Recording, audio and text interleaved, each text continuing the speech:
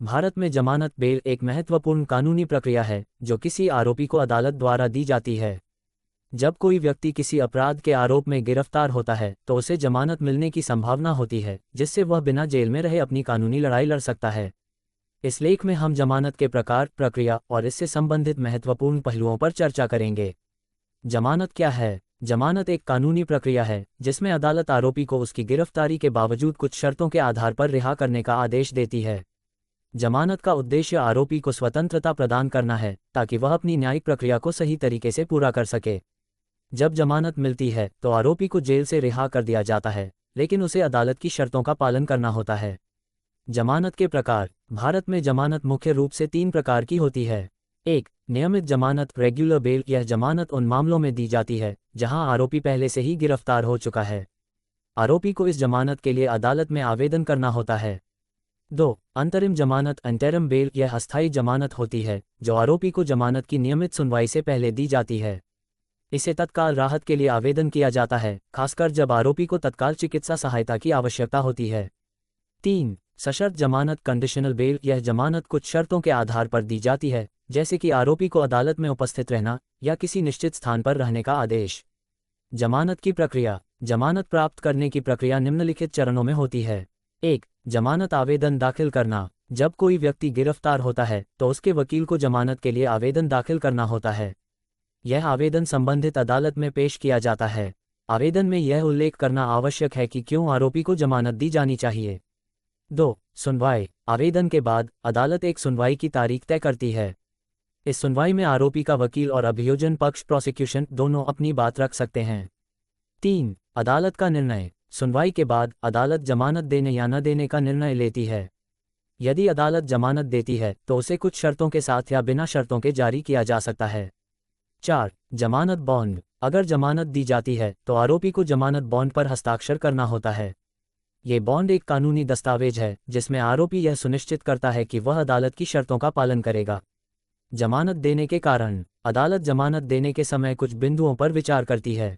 1. अपराध की गंभीरता। अदालत ये देखती है कि जिस अपराध का आरोपी पर आरोप है वह कितना गंभीर है। 2. सबूतों की स्थिति। अगर सबूत पर्याप्त नहीं है या अगर आरोपी का अपराध में सीधा हाथ नहीं है तो अदालत जमानत दे सकती है। 3. पूर्व व्यवहार। यदि आरोपी का कोई आपराधिक इतिहास नहीं है तो जमानत मिलने की संभावना बढ़ जाती है। 4. जमानत की शर्तें। अदालत ये भी देखती है कि क्या आरोपी को जमानत देने से समाज पर कोई खतरा नहीं होगा। जमानत का महत्व। 1. न्याय की प्रक्रिया। जमानत से आरोपी को न्याय की प्रक्रिया का पालन करने का अवसर मिलता है जबकि वह जेल में नहीं रहता। 2. आर्थिक सुरक्षा। जेल में रहने पर आरोपी की आर्थिक स्थिति प्रभावित हो सकती है। जमानत मिलने पर वह अपने व्यवसाय या कार्य को जारी रख सकता है। 3. परिवार और समाज। जमानत मिलने पर आरोपी अपने परिवार के साथ रह सकता है जिससे उसकी मानसिक स्थिति बेहतर होती है। जमानत का दुरुपयोग। कभी कभी जमानत का दुरुपयोग भी होता है। कुछ लोग इसे अपने फायदे के लिए इस्तेमाल करते हैं। इसके कुछ उदाहरण हैं। 1. साक्ष्यों को प्रभावित करना। जमानत मिलने के बाद आरोपी गवाहों को प्रभावित कर सकता है या सबूतों को नष्ट कर सकता है। 2. सामाजिक सुरक्षा का खतरा। यदि आरोपी का आपराधिक इतिहास है और उसे जमानत दी जाती है तो यह समाज के लिए खतरा हो सकता है। 3. न्याय में देरी। जमानत का दुरुपयोग न्याय की प्रक्रिया को धीमा कर सकता है। जमानत की शर्तें। जब जमानत दी जाती है तो अदालत कुछ शर्तें लगा सकती है। 1. अदालत में उपस्थित रहना। आरोपी को यह सुनिश्चित करना होगा कि वह सभी सुनवाइयों में उपस्थित रहेगा। 2. विशिष्ट स्थान पर रहना। अदालत आरोपी को किसी विशेष स्थान पर रहने का आदेश दे सकती है।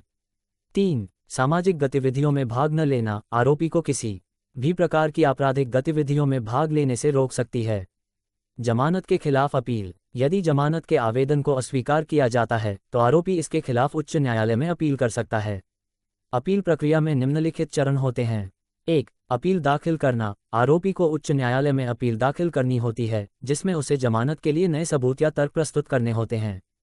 2. सुनवाई। उच्च न्यायालय में एक सुनवाई होती है जहां दोनों पक्ष अपनी बात रखते हैं।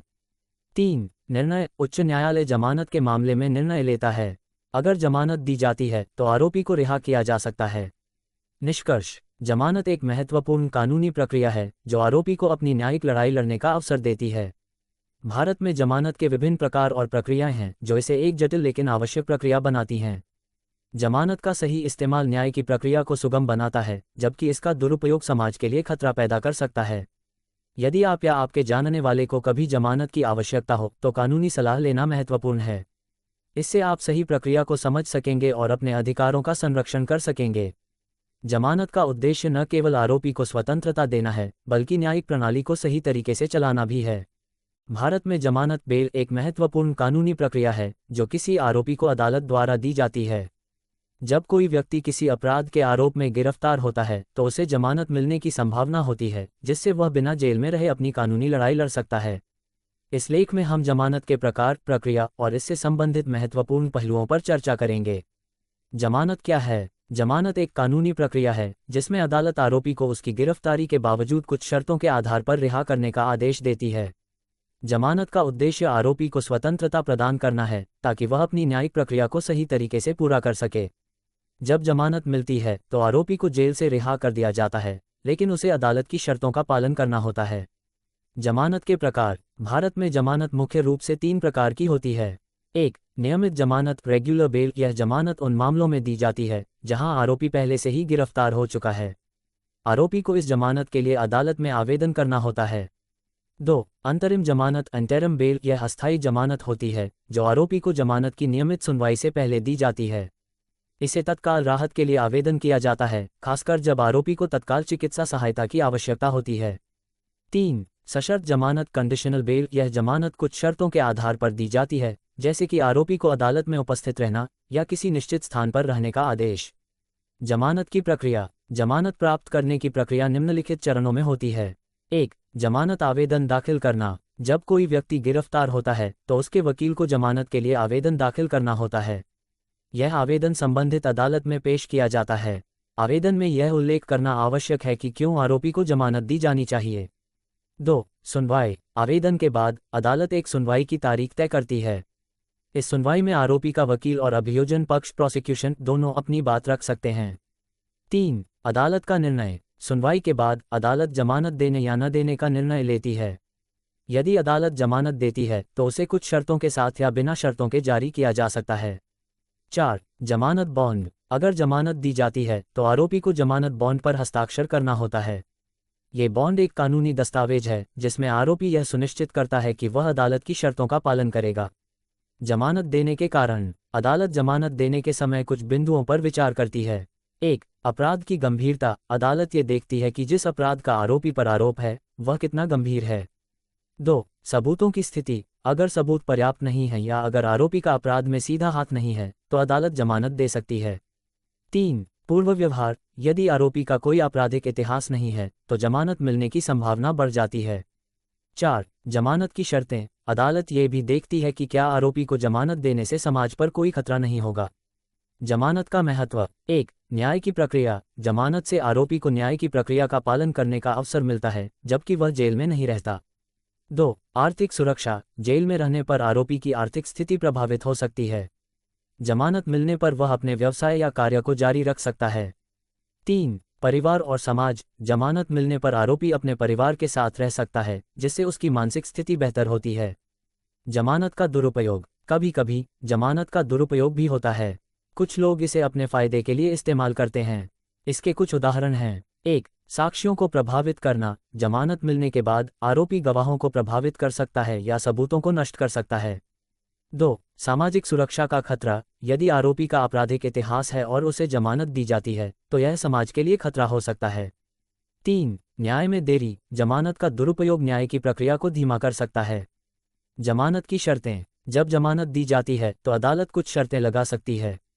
1. अदालत में उपस्थित रहना। आरोपी को यह सुनिश्चित करना होगा कि वह सभी सुनवाइयों में उपस्थित रहेगा। 2. विशिष्ट स्थान पर रहना। अदालत आरोपी को किसी विशेष स्थान पर रहने का आदेश दे सकती है।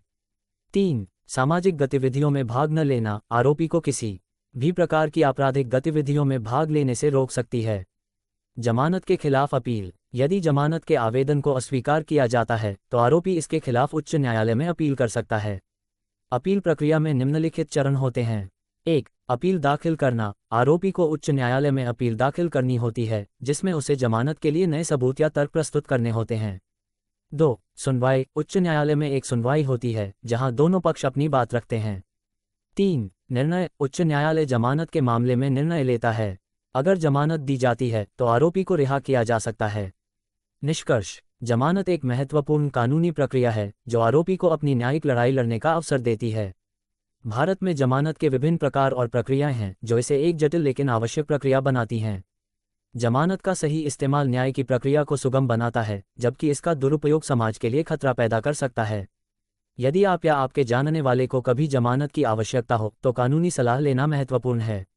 इससे आप सही प्रक्रिया को समझ सकेंगे और अपने अधिकारों का संरक्षण कर सकेंगे। जमानत का उद्देश्य न केवल आरोपी को स्वतंत्रता देना है, बल्कि न्यायिक प्रणाली को सही तरीके से चलाना भी है। भारत में जमानत बेल एक महत्वपूर्ण कानूनी प्रक्रिया है जो किसी आरोपी को अदालत द्वारा दी जाती है। जब कोई व्यक्ति किसी अपराध के आरोप में गिरफ्तार होता है तो उसे जमानत मिलने की संभावना होती है, जिससे वह बिना जेल में रहे अपनी कानूनी लड़ाई लड़ सकता है। इस लेख में हम जमानत के प्रकार, प्रक्रिया और इससे संबंधित महत्वपूर्ण पहलुओं पर चर्चा करेंगे। जमानत क्या है? जमानत एक कानूनी प्रक्रिया है जिसमें अदालत आरोपी को उसकी गिरफ्तारी के बावजूद कुछ शर्तों के आधार पर रिहा करने का आदेश देती है। जमानत का उद्देश्य आरोपी को स्वतंत्रता प्रदान करना है ताकि वह अपनी न्यायिक प्रक्रिया को सही तरीके से पूरा कर सके। जब जमानत मिलती है तो आरोपी को जेल से रिहा कर दिया जाता है, लेकिन उसे अदालत की शर्तों का पालन करना होता है। जमानत के प्रकार: भारत में जमानत मुख्य रूप से 3 प्रकार की होती है। 1. नियमित जमानत, रेगुलर बेल। यह जमानत उन मामलों में दी जाती है जहां आरोपी पहले से ही गिरफ्तार हो चुका है। आरोपी को इस जमानत के लिए अदालत में आवेदन करना होता है। 2. अंतरिम जमानत, इंटरिम बेल। यह अस्थायी जमानत होती है जो आरोपी को जमानत की नियमित सुनवाई से पहले दी जाती है। इसे तत्काल राहत के लिए आवेदन किया जाता है, खासकर जब आरोपी को तत्काल चिकित्सा सहायता की आवश्यकता होती है। 3. सशर्त जमानत, कंडीशनल बेल। यह जमानत कुछ शर्तों के आधार पर दी जाती है, जैसे कि आरोपी को अदालत में उपस्थित रहना या किसी निश्चित स्थान पर